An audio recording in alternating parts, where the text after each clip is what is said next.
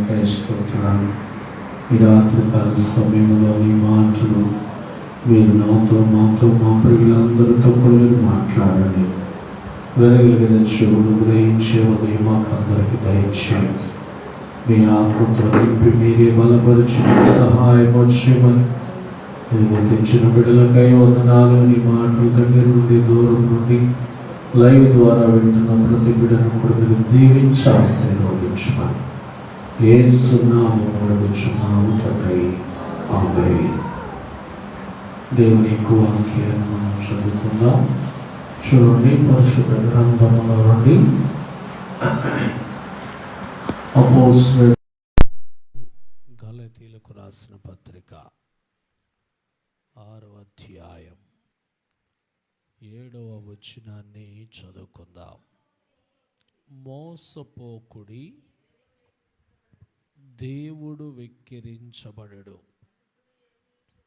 మనుష్యుడు ఏమి విత్తునో ఆ పంటనే కోయునో. చాలు. దేవుడి మాటలు మన వెనుకడిలో దీవించునుగాక. ఆమేన్. రాత్రికాల సమయంలో దేవుడు మనతో మాట్లాడాడు. మోసపోవద్దు, మనుష్యుడు ఏమి విత్తుతాడో ఆ పంటనే కోస్తాడు. కాబట్టి ప్రతి మనుష్యుడు కూడా ఏ పంటను విత్తాలి అని అంటే ఆత్మానుసారమైన పంటను విత్తాలి. ఏంటి ఆత్మానుసారమైన పంట అంటే? జీవజలముల వాక్యము. వాక్యమనబడిన జీవజలాన్ని మనుష్యుడు విత్తాలి. తన హృదయములో వాక్యమనేటువంటి జీవజలాన్ని మనుషుడు విత్తినప్పుడు ఆ మనుషుని హృదయంలో ఏం జరుగుతుందంటే ఒక మార్పు అనేటువంటిది మనుషుని హృదయంలో జరుగుతుంది. దేవుడు అతని హృదయంలో ఉన్నటువంటి శరీర సంబంధమైన విత్తనాన్ని తొలగించడానికి ఆయన ఒక ఆపరేషన్ జరిగిస్తాడు. బండలాటి హృదయము, దేవుని సన్నిధిలో దేవుని వాక్యముతో విత్తబడినటువంటి మృతమైనటువంటి బండలాటి హృదయాన్ని ఆయన జీవింప చేయటానికి విస్తారముగా వాక్యం అనేది ఎవరైతే విత్తుతారో వారి జీవితాలు ధన్యములుగా ఆశీర్వాదకరంగా మారతాయి. వారు జీవమనేటువంటి పంటను వారు కోస్తారు. అందుకనే దేవుని సన్నిధిలో మనం చదువుకుంటున్నాం కదా, కొంచెముగా విత్తువాడు కొంచెముగా పంట కోయును, విస్తారముగా విత్తువాడు విస్తారముగా పంట కోస్తాడు. కాబట్టి ఆత్మానుసారముగా విత్తేటువంటి వాక్యమనే విత్తనాన్ని మన జీవితంలో విత్తాలి. రెండవది చూడండి, హోషేయ గ్రంథము 10వ అధ్యాయము 12వ వచనం చదువుకుందాం. హోషేయ గ్రంథం 12:10. నీతి ఫలించునట్లు మీరు విత్తనము వేయుడి, ప్రేమయను కోత కోయుడి. యెహోవాను వెదుకుటకు ఇదే సమయము గనక ఆయన ప్రత్యక్షమై మీ మీద నీతి వర్షము కురిపించున్నట్లు ఇది వరకెన్నడూ దున్నని బీడు భూమి దున్నుడి. చాలు. రాత్రి దేవుడు మనతో మాట్లాడాడు. ఇది వరకు ఎన్నడూ దున్నని బీడు భూములను దున్నండి. మరి ఇలాంటి బీడు భూమి అనేటువంటిది దున్నబడాలి అని అంటే మనము ఏమి విత్తనాన్ని విత్తాలో తెలుసా?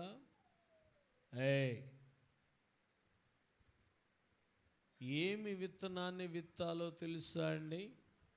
ఇదిగో నీతి అనే విత్తనాన్ని విత్తాలి. ఏ విత్తనం అంటండి? నీతి అనే విత్తనం. ఆత్మ సంబంధమైనటువంటి విత్తనం అంటే వాక్యం అనేటువంటి జీవజలం అనే విత్తనాన్ని మన హృదయాల్లో మనం కొద్ది గింజలను వేసి విస్తారంగా రావాలి అని అనుకుంటామా? మనం విత్తేటువంటి విత్తనం కూడా ఎలాగుండాలి అని అంటే ఇదిగో విస్తారముగా విత్తాలి. నీతి అనేటువంటి విత్తనాన్ని మనం విస్తారంగా విత్తాలి. అంటే దేవుని సన్నిధిలో మనం ఫలించాలి అని అంటే నీతిని మనం విత్తాలి. అనీతిని, అపవిత్రతను, పాపాన్ని మనం విత్తకూడదు. అందుకని బైబిల్ గ్రంథంలో అంటున్నాడు కదా, ఏమంటున్నాడో తెలుసా అండి? దేవుని సన్నిధిలో మొదటిగా ఆయన నీతిని మనం వెదకాలి. నీతి అనే విత్తనం ఏంటి? నీతిమంతుడైన యేసును మనం వెదకటం. యేసు ప్రభు అన్నాడు, నన్ను కనుగొనువాడు జీవమును కనుగొంటాడు. నీతి వలన మనుష్యుడట ఏమవుతాడు తెలుసా అండి? జీవము కలిగిన వాడగుతాడు. ఒక చెట్టును మనం విత్తాం. ఆ చెట్టుకి క్రమంగా మనం నీరు పోస్తున్నాం అనుకోండి, ఎరువేస్తున్నాం అనుకోండి, ఆ చెట్టు ఏం చేస్తుంది? చక్కగా క్రమంగా ఆ చెట్టు ఏం చేస్తుందండి? పెరుగుతుంది.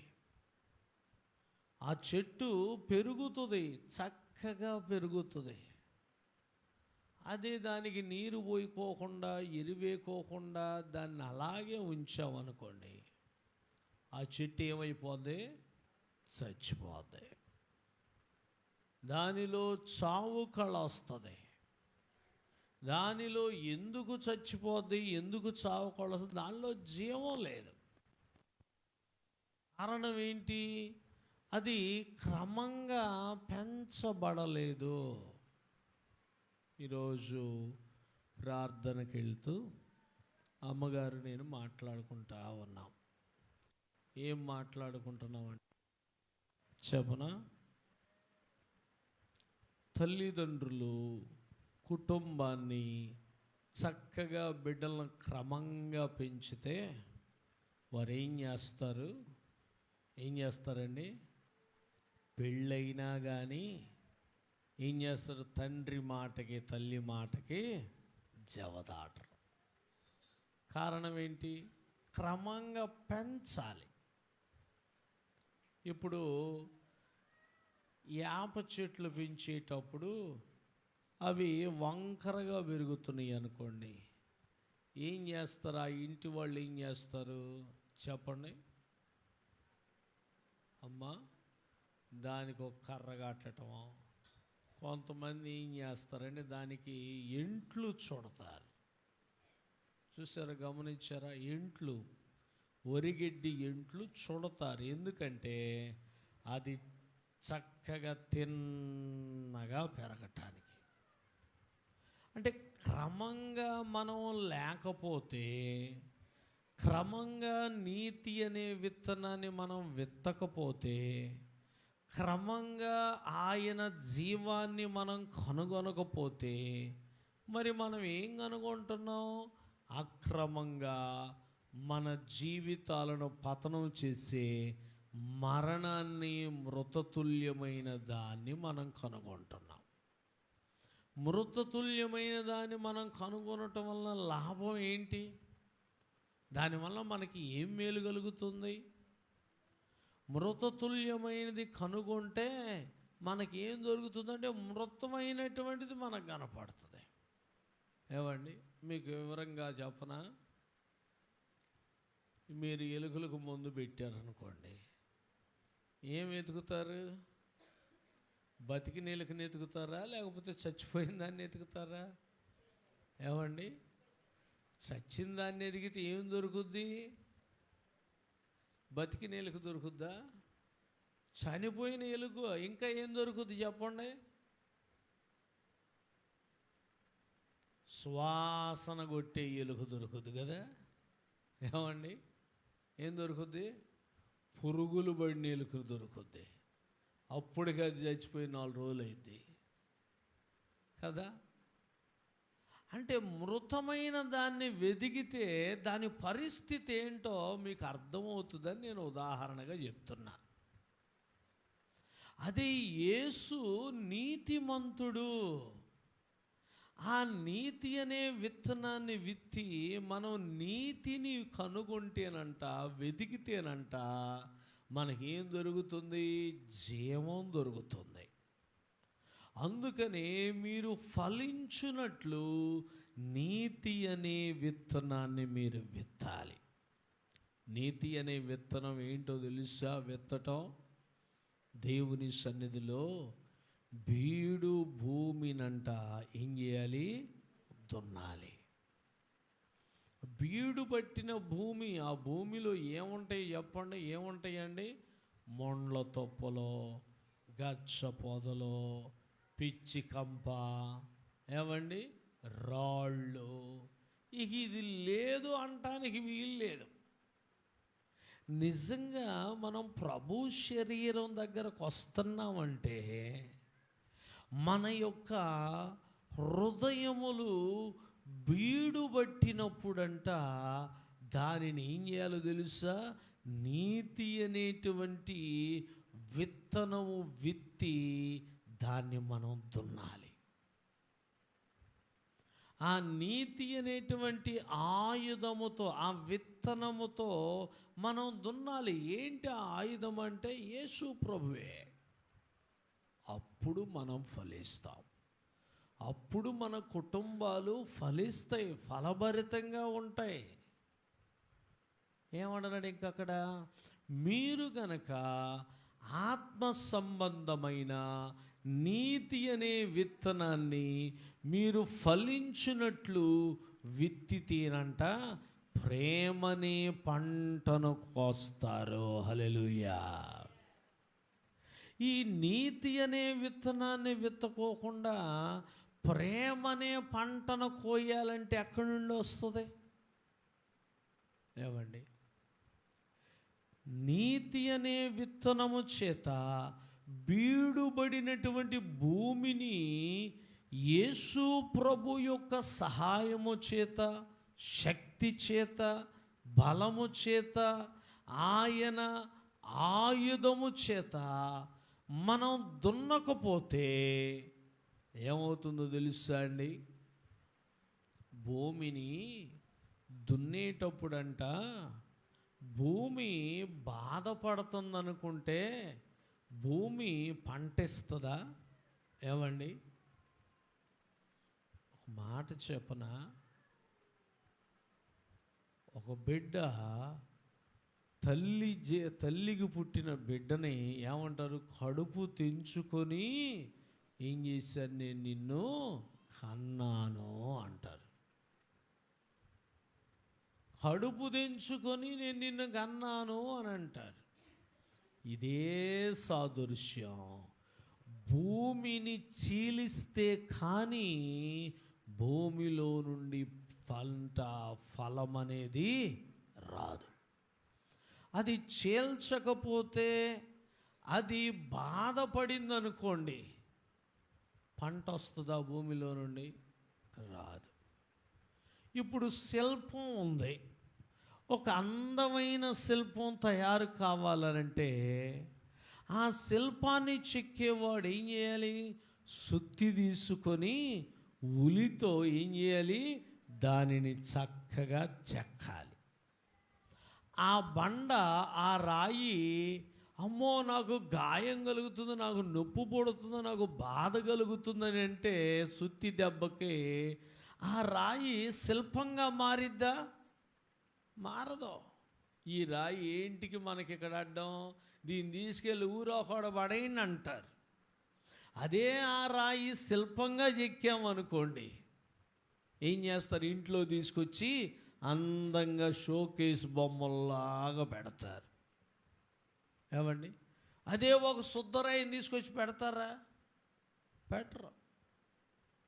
అందుకే నీతి అనే విత్తనం అంట మన జీవితాలను ఏం చేస్తుందంటే ఒక రూపంలాగా చిక్కుతుంది. నీతి అనే విత్తనం బీడుబారిన హృదయాలనంట దున్నుతుంది. అప్పుడు ఈ హృదయము చీల్చబడి ఏమవుతుందో తెలుసా అండి? ఈ హృదయములో నుండి ప్రేమ అనే పంట బయటకు వస్తుంది.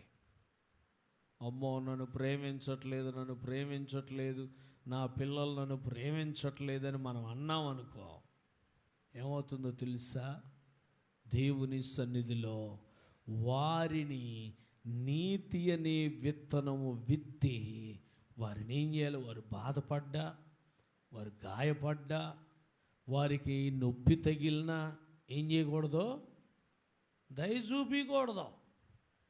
ఏం చేయకూడదో తెలుసా? ఇదిగో వారి ఎడల కటాక్షాన్ని చూపించకూడదు.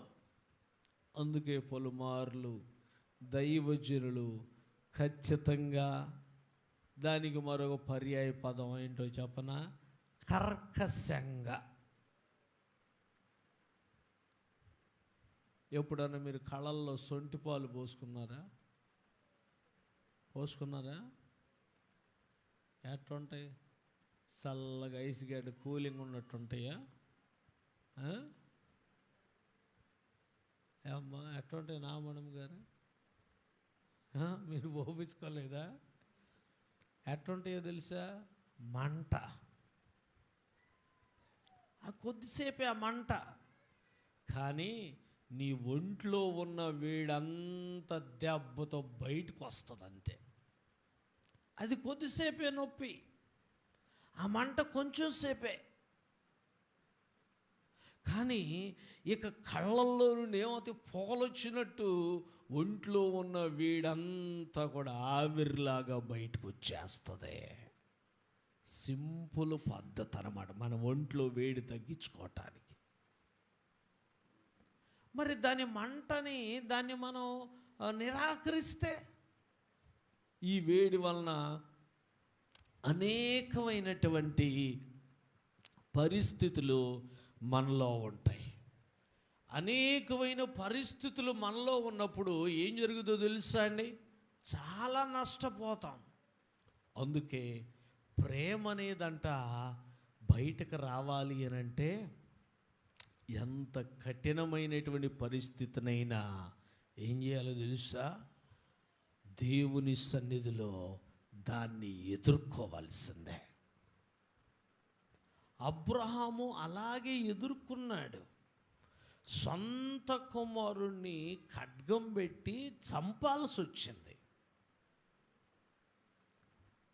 మరి దేవుని మీద అతనికి ఉన్నటువంటి ప్రేమేంటో తెలియాలి అని అంటే అతడు బలిపీఠం కట్టి బలిపీఠం మీద కుమారుణ్ణి ఎక్కించి ఖడ్గంతో చంపాల్సిందే. వెనకాళ్ళ బీడు భూమును దున్నటం అంటే మన శ్రమ, అది కష్టమైన ఆ నీతి అనే విత్తనాన్ని మనం ఖచ్చితంగా విత్తాలి. ఆ నీతి అనే విత్తనాన్ని విత్తినప్పుడంట మనం ఏం చేస్తామో తెలుసా? ఫలించి ప్రేమ అనేటువంటి పంటను మనం కోస్తాం. మనలను ప్రేమించేటువంటి వారు ఏం చేస్తారో తెలుసా అండి? దేవుని సన్నిధిలో కోకొల్లలుగా ఉంటారు. కారణం ఏంటి? ఆ ప్రేమ, ఆ ఆశీర్వాదకరమైనటువంటి సంపదని మనం సంపాదించాలి అని అంటే దేవుని సన్నిధిలో నీతి అనేటువంటి విత్తనాన్ని మనం విత్తాలి. అందుకని దేవుని సన్నిధిలో అక్కడ అంటున్నాడు కదా, హోషేయ అంటున్నాడు, ఏమంటున్నాడు తెలుసా? యెహోవాను వెదుకుటకు ఇదే సమయం. ఏమండి, మనం విత్తనాలను ఎప్పుడు విత్తాలి? ఎప్పుడు విత్తాలండి? విత్తనాలను విత్తేటప్పుడే విత్తాలి. ఏమండి, చలికాలంలో శీతాకాలంలో నేను విత్తనాలను విత్తుతాలే అని విత్తారనుకోండి, ఏమవుద్ది? దానికి తగిన వర్షం రాదు. కాబట్టి ఏ కాలంలో పంటకి ఆ కాలంలోనే మనం విత్తనాన్ని విత్తాలి. కాబట్టి వాక్యం అనేటువంటి జీవజలమనబడిన విత్తనాన్ని మన హృదయములలో విస్తారంగా మనం విత్తాలి. రెండవది, నీతి అనేటువంటి ఫలింపజేసే విత్తనాన్ని మనము విత్తినప్పుడంట మనం ఏం కనుగొంటున్నామంటే, ఏం కనుగొంటున్నామో తెలుసా అండి? ప్రేమని పంటను కనుగొంటున్నాం. హల్లెలూయా. బైబిల్ గ్రంథంలో రూతు ఏం కనుగొందో తెలుసా అండి? దేవుని సన్నిధిలో ప్రేమ అనేటువంటి పంటను ఆమె ఏం చేసింది? కనుగొంది. మరి అందరూ కూడా ఆమెను ఏం చేశారు? నువ్వేం పాపం చేసావో, నువ్వేం మూట కట్టుకున్నావో, మీ అత్తగారి భర్త చచ్చిపోయాడు, మీ తోడుకాళ్ళు భర్త చచ్చిపోయాడు, నీ భర్త కూడా చచ్చిపోయాడు. ఏమండి, అందరూ అన్నవాళ్ళే, ఒక్కళ్ళు కూడా ప్రేమ చూపిన వారు లేరు. అయినా తనేం చేసింది? నీతి అనేటువంటి విత్తనాన్ని విత్తటం మానలేదు. ఒకవైపు లోకమంతా అన్యాయంతో ఉంది. ఈమె ఎంత కష్టం వచ్చినా, ఎంత నష్టం వచ్చినా కానీ నీతి కొరకు ఏం చేసిందో తెలిసిన బైబిల్ గ్రంథంలో అంటాడు, నీతి కొరకు ఆకలి దప్పులు గలవారు ధన్యులు, వారు తృప్తిపరచబడుదురు. చూసారా? నీతి కొరకు హింసింపబడువారు ధన్యులు, వారు పరలోక రాజ్యమును స్వతంత్రించుకుంటారు. చూసారా? దేవుని సన్నిధిలో దేవుని యొక్క గొప్ప నీతి యేసు ప్రభువే. ఆయన్ని మన జీవితంలో, మన మోడుబారిన జీవితం, గచ్చ పొదల లాంటి జీవితంలో ఆయన ద్వారా మన జీవితాలు దున్నబడితే, మరి మన జీవితంలో ఉన్నటువంటి ప్రతి విధమైనది కూడా చీల్చబడి దానిలో నుండి నూతనమైన మొలకొస్తుంది. అదే ఫలించేటువంటి మొలక దేవుని ప్రేమ. ఎఫెసీ పత్రికలు అంటాడు, క్షమించండి, ప్రకటన గ్రంథం 2వ అధ్యాయం 1వ వచనంలో అంటాడు కదా, ఏమంటాడు చూడండి? ప్రకటన ఇలాగు రాయము, కుడి చేత పట్టుకొని 7 దీపస్తంభముల మధ్య సంచరించువాడు చెప్పు సంగతులేవనగా, నీ క్రియలను, నీ కష్టమును, నీ సహనం నేనెరుగుదును.